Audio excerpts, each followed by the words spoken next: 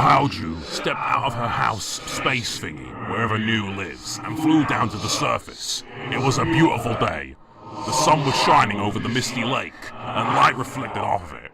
It wasn't so misty today though, as she saw Chirino crying, and Daesu trying to cheer her up. Clearly Daesu was not succeeding. As she flew over, Daesu looked up and flew in front of New. New! Chirino is going to commit suicide. We need to stop her. New sighed and said, why is she going to do that? Because Daesu whispered it into New's ear. New had an explosive nosebleed, and then said, alright, my nose is clogged up with blood, but okay. New then blew her nose and flew down to Chirino, who was crying. Chirino, are you alright? Chirino looked up, and New noticed all of the tears had frozen on her cheek, as expected. No, I'm not. I just saw someone be stabbed through the chest with Gungnir that I really cared about. She sniffed and continued. I told them not to leave me. I can't live without them. What?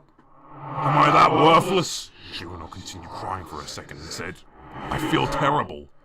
Everyone calls me a backer or a 9, but I never really considered... She grabbed a nearby icicle and pointed the edge to her heart. No, Chirino! Wait! New shouted.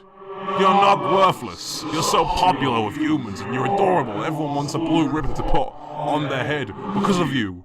Also, there's this picture of you and Ailey saying, yay, together, and it's really awesome and became a meme that 3 people were banned from Danbaru because of.